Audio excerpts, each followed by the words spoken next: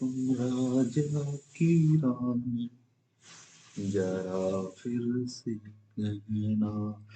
तो hello students, कैसे हैं आप लोग? Welcome back. हम आशा करते हैं कि आप सभी स्वस्थ होंगे और पढ़ाई लिखाई कर रहे होंगे। जो हमारा प्रीवियस लेक्चर था उसमें हम लोगों ने चैप्टर 2 मात्रक एवं विमाओं का सेशन बंद कर लिया था, जो कि था सॉल्व क्वेश्चन का।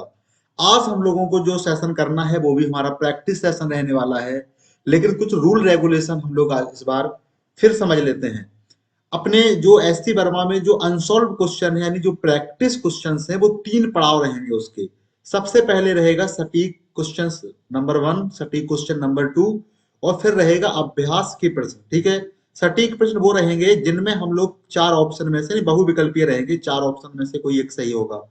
और सटीक नंबर 2 में क्या रहेगा, जिसमें एक से ज्यादा ऑप्शन तुम्हारे क्या होने वाले हैं, करेक्ट होने वाले हैं, यानी रहेंगे तो बहुविकल्पी की तरह, लेकिन हो सकता है उन 4 ऑप्शन में से 2 ऑप्शन सही हो, 3 ऑप्शन सही हो सकता है चारों के चारों सही हो, और हो सकता है कि कोई भी सही ना हो।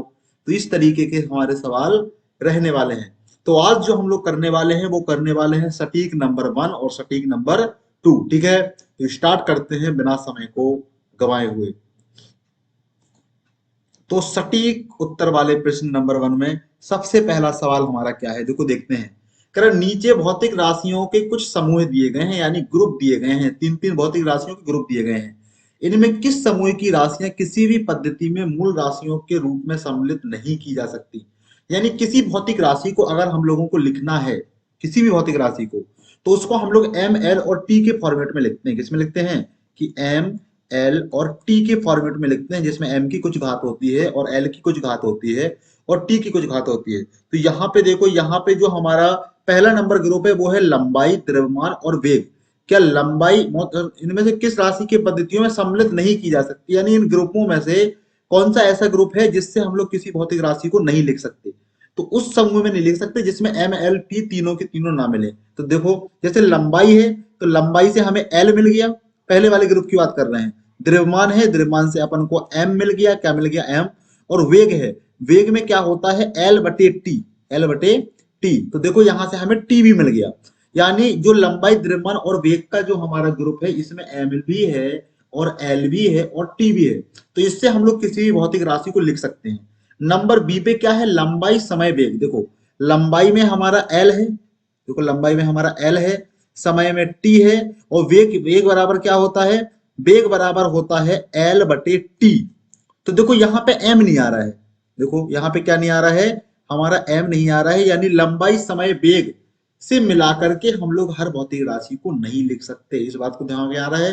देखो द्रव्यमान, समय, वेग में भी एम एल टी तीनों रहेगा, लंबाई, समय एवं द्रव्यमान में भी क्या रहेगा, एम एल टी तीनों मिल जाएगा। कहीं ना कहीं से किसी भी राशि में अगर एम एल और टी तीनों मिल रहा है तो उसके रूप में हम लोग किसी भी भौतिक राशि को क्या कर सकते हैं, लिख सकते हैं। ठीक है, अब आगे बढ़ते हैं और दूसरे नंबर सवाल में पहुंचते हैं। दूसरा नंबर सवाल क्या है, देखते हैं। बोल रहा है कि एक राशि को नापने पर उसका मान NU लिखते हैं। सीधी सी बात है, जब हम लोग पढ़ रहे थे किसी भौतिक राशि x बराबर, उसको हम लोग NU के फॉर्मेट में लिखते थे, जहां पे n न्यूमेरिकल वैल्यू होती थी, U उसका मात्रक यानी यूनिट होती है। जैसे हम लोगों ने किसी द्रव्यमान खरीदा, मान लो 1 किलोग्राम खरीदा, तो यहाँ पे एक n है और केजी क्या है, हमारा U है, क्या है, U।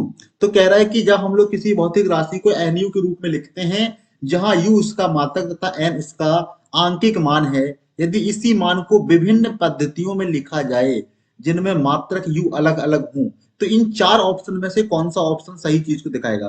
कह रहा एन प्रोपोर्शनल यू, जैसे जैसे एन की वैल्यू बढ़ेगी, न्यूमेरिकल वैल्यू की बढ़ेगी वैल्यू, मात्रक की भी वैल्यू बढ़ेगी। दूसरा कह रहा है एन प्रोपोर्शनल यू स्क्वायर, यानी एन बढ़ेगा तो जो मात्रक है वो यू स्क्वायर गुना बढ़ेगा, एन बढ़ेगा तो रूट यू बढ़ेगा, और एन प्रोपोर्शनल 1/u, यानी ये कह रहा है व्युत्क्रमानुपाती है।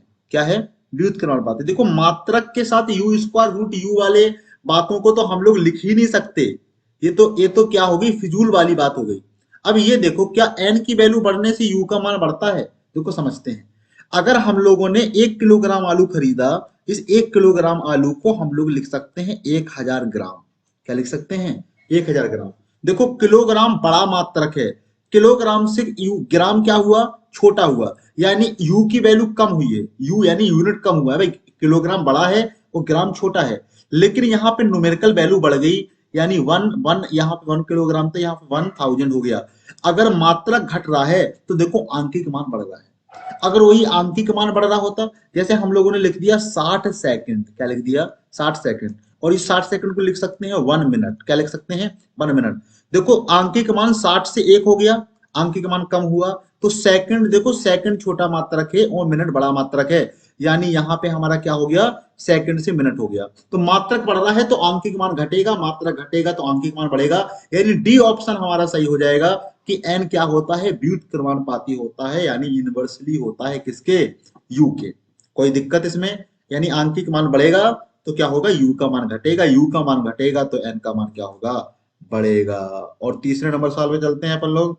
तीसरा नंबर सवाल हम लोगों का क्या है, मान लें एक राशि x का विमीय सूत्र x बराबर m की घात a, l की घात b और t की घात c है, तो द्रव्यमान के साथ क्या होगा। देखो, तो द्रव्यमान का विमीय सूत्र हमेशा L, T और X से बने पद के रूप में लिखा जा सकता है।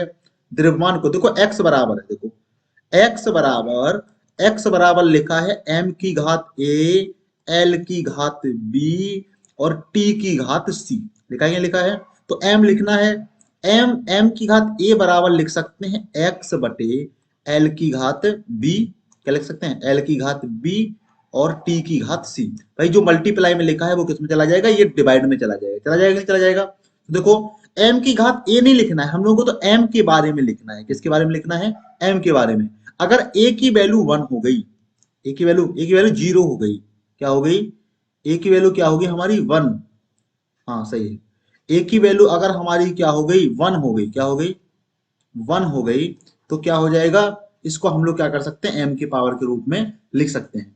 तो बोल रहा है कि हमेशा L, T और X से बने पद के रूप में लिखा जा सकता है, L, T और X से बने पद के रूप में बिल्कुल लिखा जा सकता है, ठीक है।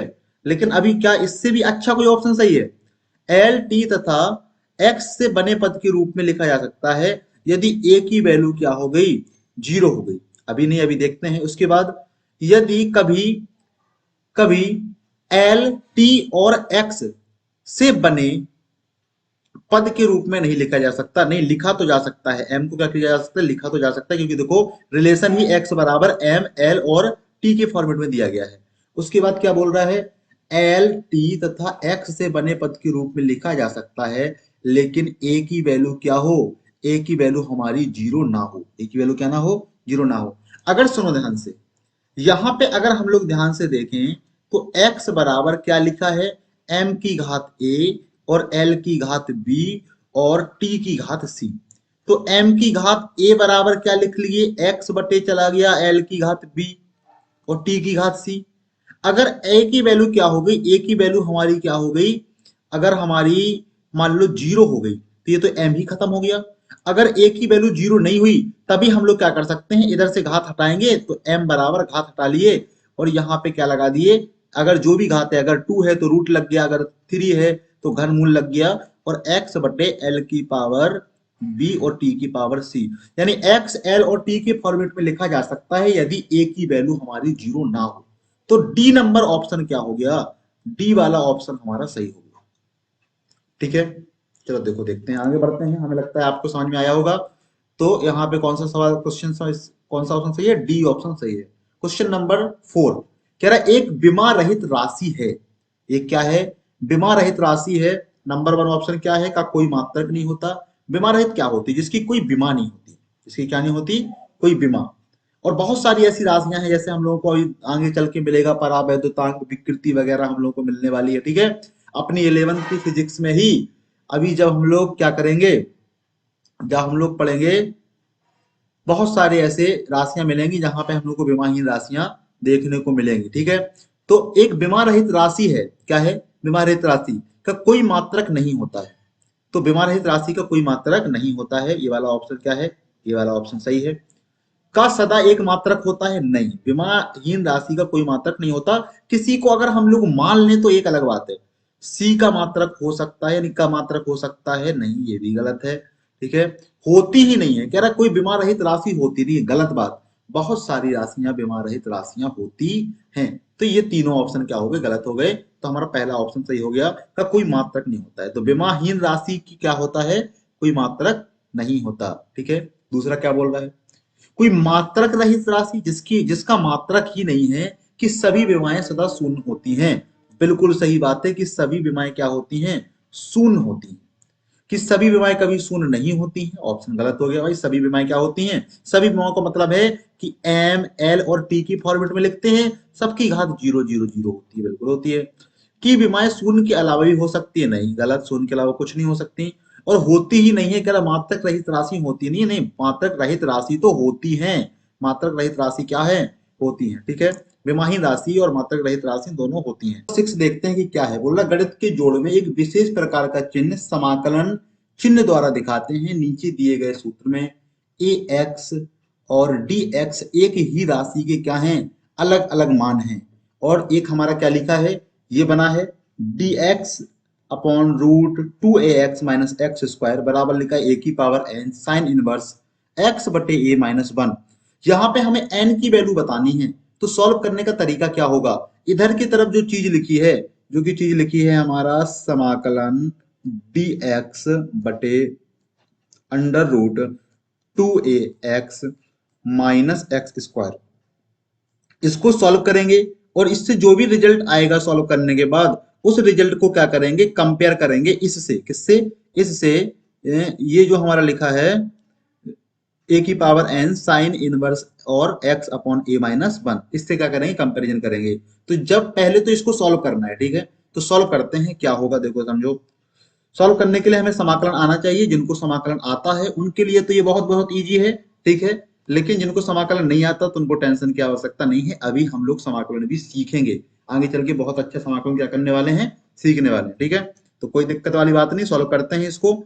सबसे पहले देखो क्या करते हैं, इसको लिखते हैं d x upon under root 2ax minus x square, ठीक है। तो इसको क्या करते हैं, जो रूट के अंदर जो चीज लिखी है इसमें ए स्क्वायर को जोड़ते हैं और ए स्क्वायर को घटाते हैं। तो देखो क्या आएगा, देखो d x upon under root 2ax minus x square और प्लस ए स्क्वायर, और क्या हो जाएगा, माइनस ए स्क्वायर। भाई किसी चीज को तुम जोड़ रहे हो, किसी चीज को घटा रहे हो, तो उसको कोई फर्क तो पड़ेगा नहीं। लेकिन एक चीज हो जाएगी कि यहाँ क्या होगा, अगर हम लोग ध्यान से देखेंगे कि माइनस ए स्क्वायर माइनस एक्स स्क्वायर और 2ax, तो इसमें एक क्या है, अगर ध्यान से देखो सिर्फ एक प्लस ए स्क्वायर को छोड़ दो, तो यहाँ पे ये कहानी कुछ ऐसे बन गई, d x upon under root अगर इसमें और इसमें माइनस में कॉमन ले लें, और तो ये माइनस में आ जाएगा 2ax, तो x square plus a square minus 2ax हो जाएगा।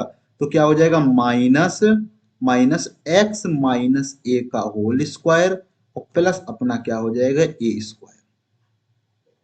कुछ ऐसी कहानी हो गई, कुछ हो गई कि नहीं ऐसी कहानी। और बस यहाँ पे हम लोगों को यही करना है सॉल्व। इसके आगे बढ़ते हैं, इसका समाकलन कैसे करेंगे नेक्स्ट पेज पे हम लोग देखते हैं। X upon under root minus X minus A का स्क्वायर और प्लस ए का स्क्वायर, ठीक है। अब इसे हम लोग को प्रतिस्थापन विधि लगानी पड़ेगी। क्या लगानी पड़ेगी, प्रतिस्थापन विधि। जहां पे हम लोग क्या करेंगे, मान लेंगे, माना x माइनस ए बराबर टी। अगर x माइनस ए बराबर टी मान लिए, तो यहां से हम लोग अगर दोनों पक्षों का क्या कर दें, अवकलन कर दें, तो क्या हो जाएगा, dx और dA, तो ये तो जीरो हो जाएगा, बराबर हो जाएगा dt। तो क्या dx की जगह पे dt लिख सकते हैं, लिख सकते हैं। लेकिन x माइनस ए की जगह पे अपन लोग t लिख सकते हैं। तो देखो क्या हो जाएगा, यहां से आएगा dt अपॉन माइनस, और माइनस के बाद ये क्या हो जाएगा, हमारा हो जाएगा पूरा का पूरा t, क्या हो जाएगा T square plus a square, बस। और रूट तो लगा ही है, तो रूट लगा है, ठीक है, ये रूट लगा दिए। आगे बढ़ते हैं। अब सिंपल सी कहानी समझो। सिंपल सी कहानी कुछ इस तरह है कि जब भी हम लोगों को कुछ इस तरीके का पैटर्न दिखे, तो इसके लिए समाकलन एकदम देखो ऐसे होता है। जैसे अगर मान लो लिखा है कहीं पे D x upon minus x square और प्लस क्या लिखा है, ए स्क्वायर, तो इसका जो अवकलन होता है रूट के अंदर, ये क्या लिखा हो, रूट के अंदर, तो इसका अवकलन हो जाता है साइन इनवर्स एक्स बटे ए, साइन इनवर्स एक्स बटे ए। और क्या है, क्योंकि हमारा क्या इंडेफिनिट है, तो तो हम लोग यहाँ पे क्या लिखेंगे, प्लस एक सी का यूज भी करेंगे, ठीक है। तो यहाँ पे देखो क्या आ गया, यहाँ पे आ गया, यहाँ पे आ गया sine inverse T, T upon A और प्लस सी, है कि नहीं। तो साइन इनवर्स क्या हो जाएगा, साइन इनवर्स, और टी की वैल्यू क्या है, टी की वैल्यू अभी अभी हम लोगों ने देखी है, टी की वैल्यू है एक्स माइनस ए। तो एक्स माइनस ए और बटे ए और प्लस सी। अगर इसको कंपैरिजन करो, ध्यान से देखो, अगर इसको हम लोग पीछे वाले से कंपैरिजन करें तो देखो क्या लिखा है, साइन इनवर्स एक्स बटे ए, ये देखो यहाँ पे क्या लिखा है, साइन इनवर्स एक्स बटे ए, और ये क्या है -1। तो एक्स माइनस ए ही तो लिखा है, क्या लिखा है, एक्स माइनस ए बटे ए। लेकिन क्या यहाँ पे ए की पावर एन है, लेकिन इधर की तरफ जो सॉल्यूशन आया है उसमें ए की पावर एन है क्या, ए की पावर एन नहीं है। इसका मतलब है कि कंपैरिजन करने से एन के मान कितना होगा, एन का मान होगा 0, और एन का मान 0 होगा तो हमें कोई भी ऐसा चीज देखने को नहीं मिलेगी, ठीक है। कांस्टेंट तो कांस्टेंट है, कांस्टेंट को लेना देना है नहीं। तो जो सॉल्यूशन करने पे आया वो सेम इस तरह का आया, लेकिन एक ही घात वहां पे कुछ दिख ही नहीं रहा था, इसका मतलब एन की वैल्यू 0 है। किसी की घात 0 होती है, इसका मतलब वो वैल्यू क्या हो जाएगी, 1 हो जाएगी, ठीक है। तो यहाँ पे एन की वैल्यू क्या मिल गई हमको, 0 मिल गई। कितनी मिल गई एन की वैल्यू, 0। देखो आगे अगले सवाल पे चलते हैं, अगले सवाल पे चलते हैं, क्या है, सटीक उत्तर वाले प्रश्न 2। सटीक उत्तर वाले प्रश्न 2 में क्या होगा, एक से ज्यादा ऑप्शन भी हमारे क्या हो सकते हैं, सही हो सकते हैं। कह रहा है एक विमा दी गई है, डायमेंशन दी गई है, डायमेंशन कितनी है, एम एल की घात -1 और टी की घात -2, ठीक है, टी की घात -2। ये हमारी क्या है, डायमेंशन है। कह रहा है इस डायमेंशन में चार हैं, चार में से किसकी डायमेंशन हो सकती है, बल द्वारा किए गए कार्य की विमा क्या होती है, एम एल टू T-2, और जो कार्य की होती है वही ऊर्जा की भी होती है, ठीक है। तो कार्य ऊर्जा की तो ml/T-2 होती है, लेकिन ये तो लिखिए ml-1 T-2। देखो संवेग की देख लेते हैं, संवेग बराबर होता है P=mv, m और v की क्या हो जाएगी, l और T-1, तो ml/T-1 ये हो जाएगी हमारी संवेग की, है कि नहीं, m इंटू वी की। दाब की क्या होगी, दाब बराबर होगा F/A, क्या होगा, F की होती है ml/T-2 बटे क्या होती है A, यानी बोले तो L2। जब L2 ऊपर जाएगा तो -2 और +1 तो -1, यानी ये दाब की विमा आ गई, ml-1 और T-2। तो जो हमारी विमा दी गई है इसमें सिर्फ और सिर्फ एक ऑप्शन करेक्ट है, जो कि है दाब यानी प्रेशर, F/A की विमा होती है ml-1 T-2। अगला सवाल देखते हैं, करा सही विकल्प का चुनाव करें। नंबर 1, देखो क्या क्या है, पढ़ करके ही दिमाग लगाना है। किसी विमीय दृष्टि से समीकरण वास्तव में सही भी हो सकता है। बिल्कुल, जितने भी समीकरण हैं जो कि फिजिक्स में हैं, जितने भी फॉर्मूले हैं, जितने भी व्यंजक हैं, सारे के सारे ही तो विमीय दृष्टि से सही हैं। अगर कोई विमीय दृष्टि से गलत हुआ तो वो गलत हो जाता है। तो कह रहा विमीय दृष्टि से सही समीकरण वास्तव में सही हो सकता है, बिल्कुल सही, एकदम से सही होगा ही होगा। विमीय दृष्टि से सही समीकरण वास्तव में गलत भी हो सकता है। कह रहा विमीय दृष्टि से सही समीकरण वास्तव में गलत बिल्कुल हो सकता है, वास्तव में गलत क्यों, क्योंकि जैसे कांस्टेंट, जैसे हम लोग देखें ध्यान से, 1/2 mv² और 1/3 mv², दोनों की जो डायमेंशन है वो बराबर होगी, क्या होगी, बराबर। लेकिन ये 1/3 mv² गलत समीकरण है काइनेटिक एनर्जी के लिए, और ये क्या है, काइनेटिक एनर्जी के लिए सही है। यानी विमीय दृष्टि से सही समीकरण वास्तव में गलत भी हो सकता है, ये बात एकदम सही है। तो ऑप्शन नंबर बी भी क्या हो गया, सही हो गया।